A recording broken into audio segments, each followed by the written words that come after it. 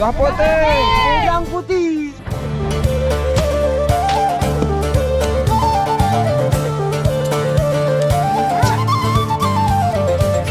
Rasanya ini manis seperti kelapa.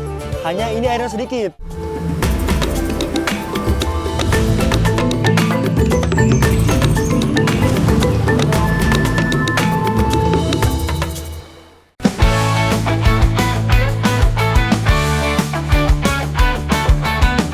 Sama seperti suku Bajo di daerah lain, mereka kebanyakan merupakan nelayan yang sangat ulung mengarungi lautan Mi.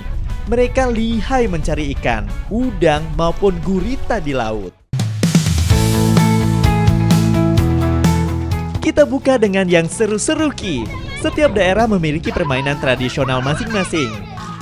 Kayaknya seru nih kalau ikut permainan tradisional khas masyarakat Bajo, yaitu tarik nipah. Andre siap? Julia. 1, 2, 3. Ayo tarik daun nipahnya. Permainan ini memang sederhana anak negeri. Jadi permainan ini dimainkan 2 orang di mana ada 1 orang yang duduk di atas nipah, sedangkan 1 orang lagi menarik daun nipah.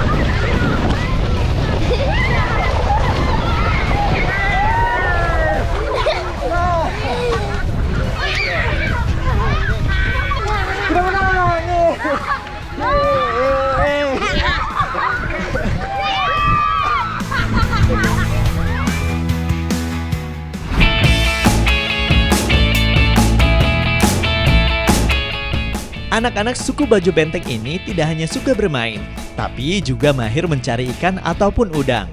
Kalau nggak percaya, kita mau cek kebenarannya. Bersama teman-teman lama aku, ada Andre yang merupakan pemuda asli suku Bajo. Ayo.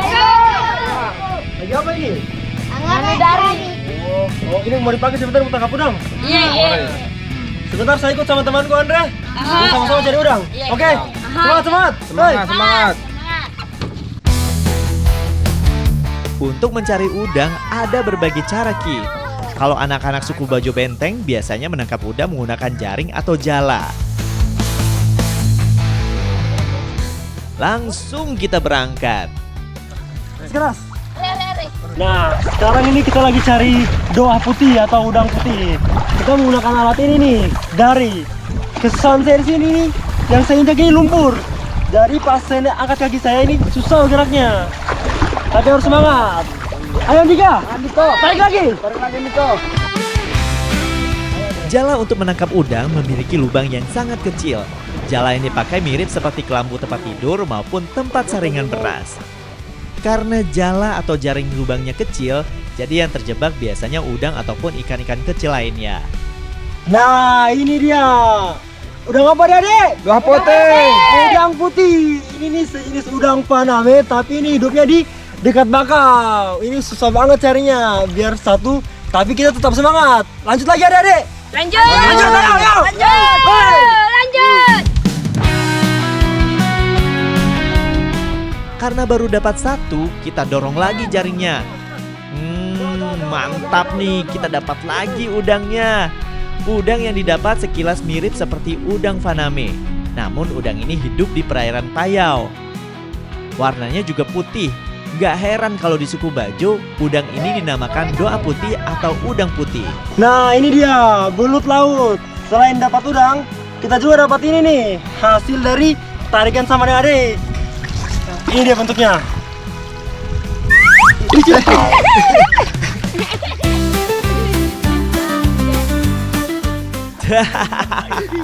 Gara-gara nggak fokus jadi kabur deh tuh anak belutnya. Walaupun tidak terlalu banyak, sepertinya sudah cukup nih mencari udangnya. Udang-udang ini mau kita masak menjadi masakan khas Sulawesi Tenggara Ki.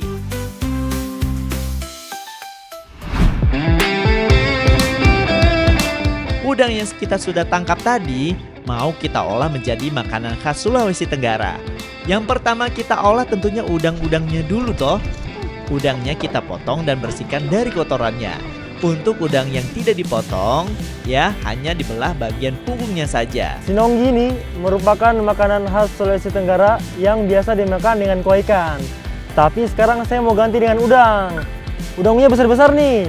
Biasanya dimakan ada yang pakai kepalanya, ada juga yang kepalanya dipotong. sesuai selera kalian lah. Bahan yang pertama dihaluskan, yaitu bawang merah, bawang putih, dan sedikit garam. Kalau sudah halus, dilanjutkan dengan menghaluskan cabai rawit merah dan cabai merah. Terakhir, baru deh kita masukin kunyit dan garam. Kalau bumbu halusnya sudah ada, baru kita buat sinongginya, Ki. Sinonggi ini terbuat dari saripati sagu yang dicampur dengan air. Pertama, kita cairkan saripati sagunya dengan air hangat. Setelah mencair, baru kita tambahkan air panas. Ini yang paling penting, yaitu mengaduk sagunya sampai menjadi kental dan menggumpal. Ternyata pembuatan sinonggi itu tidaklah mudah. Caranya itu harus tepat. Saat penuangan air panasnya nggak boleh terlalu banyak, nanti sagunya jadi encer. Dan yang paling penting itu ini nih, aduknya. Cara aduknya itu harus cepat supaya sagunya menggumpal.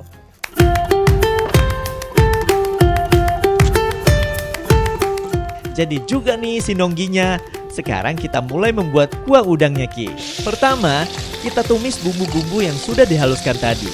Setelah aroma tercium, baru ditambahkan potongan tomat dan cabai rawit merah.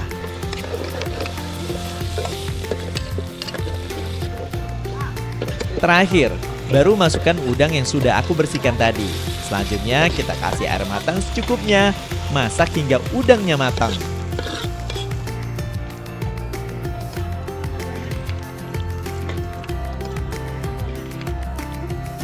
Yuhu, akhirnya sudah matang, Ki. Sinonggi kuah udangnya. Sinongginya sekilas mirip seperti papeda ya.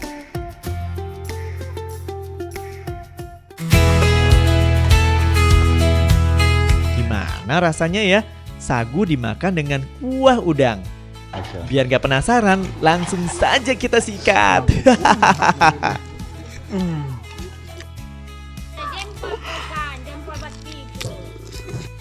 Walaupun sekilas sama, papeda sama sinonggi ini mempunyai perbedaan.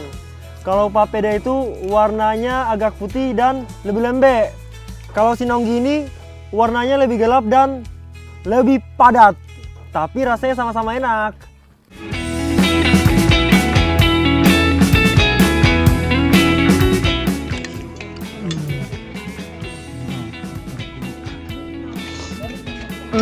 Enak.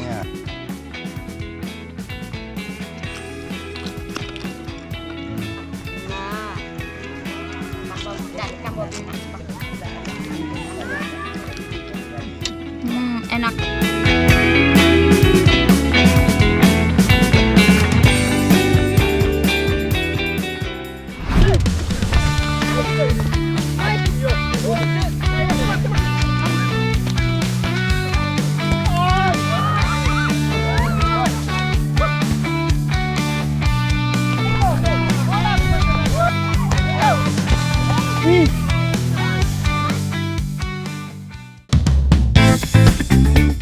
Biar makin tahu cara khas menangkap ikan suku Bajo, aku mau ikut Ki mencari ikan dengan Andre. Langsung saja aku ke rumahnya.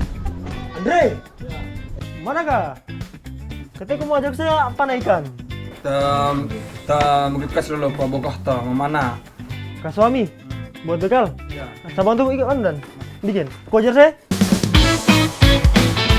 Ternyata sebelum mencari ikan, biasanya masyarakat suku Bajo menyiapkan bekal dulu Ki, yaitu kasuami. Membuat kasuami ini sangat mudah anak negeri. Bahan-bahan yang dipakai saja tidak banyak, cukup 3 bahan saja. Kasuami, makanan khas Buton Tengah yang biasa dijadikan masyarakat suku Bajo bekal untuk memancing dan mencari ikan. Kenapa itu jadikan bekal? Karena ini buatnya mudah dan tahan lama juga. Ayo, potong lagi Andre. Parut.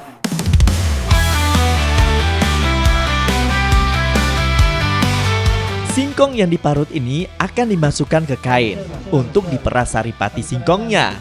Nah, singkong yang sudah dipadatkan ini dan tidak ada saripatinya yang akan kita olah jadi kasuami toh. Kelebihan kasuami ini karena makanan ini tidak mudah basi karena biasa bertahan lama dan dapat dimakan 14-20 hari. Widih, awet banget ya anak negeri. Singkong yang sudah diperas lalu kita campur dengan parutan kelapa tua. Kalau semua sudah tercampur, baru kita masukkan ke wadah bambu yang berbentuk kerucut.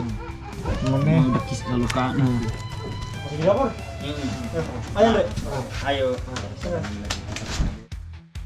Terakhir, baru kita masak. Memasaknya unik karena masih menggunakan alat tradisional, Ki. Kalau sudah, kita tunggu sampai kasuaminya benar-benar matang. Biasanya membutuhkan waktu sekitar 30 menit sampai 50 menit agar kasuaminya matang.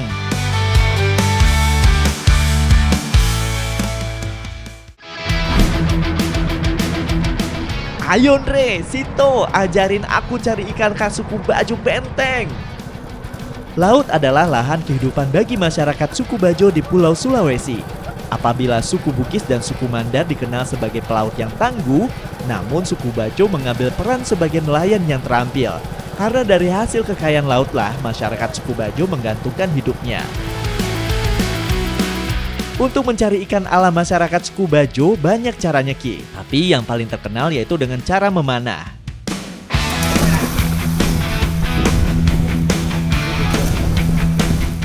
Masyarakat suku Bajo Benteng untuk menyelam hanya mengendalikan pemberat dan kacamata berenang kayu agar dapat melihat dengan jelas di kedalaman laut.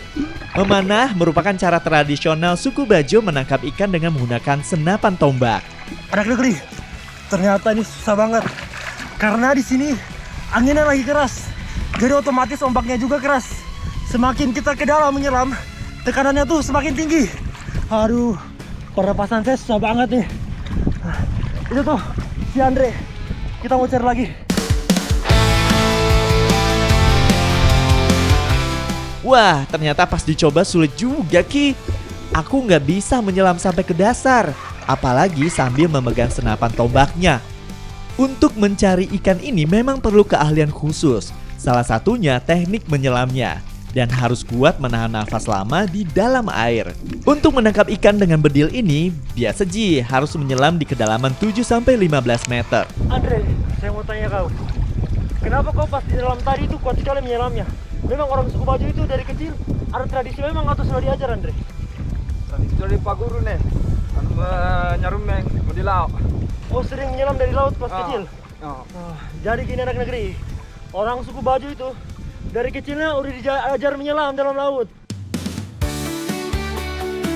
Memang suku Bajo terkenal akan kemahiran dalam berenang dan menyelam. Kemampuan menyelam suku Bajo melebihi kemampuan manusia rata-rata. Bahkan ada yang bisa menyelam sampai 13 menit di dalam laut tanpa alat bantu apapun. Kemampuan menyelam suku Bajo diwariskan dari generasi ke generasi. Konsentrasi, bidik dengan tepat. Wah, akhirnya dapat nih ikannya. Memang kalau sudah dipegang sama ahlinya, satset langsung kena ikannya. Kalau di perairan yang terlalu dangkal, biasanya tidak ada ikan yang berukuran besar. Ikan yang biasa didapat yaitu jenis ikan karang, Ki. Contohnya ikan fogo ini maupun ikan beronang. Nah anak negeri, setelah kita nyelam tadi, ini nih ikan yang saya dapat. Ikan karang jenis pogo. Ikannya nggak terlalu besar, tapi nyarinya sulit banget. Sampai sulitnya saya ini lapar banget. Nah, saya bawa bekal dari darat ini, kasuami, makanan khas Buton. Jadi ini terbuat dari parutan kelapa dengan singkong.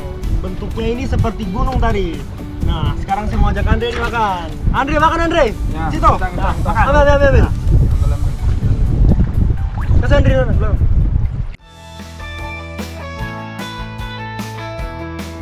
Kasuami menjadi makanan sehari-hari nelayan di wilayah Pulau Buton dan suku Bajo.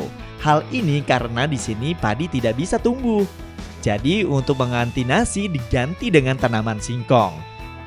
Kasuami biasanya dimakan dengan lauk sup ikan atau sambal colo-colo. Namun karena di laut, jadi kasuami saja sudah cukup.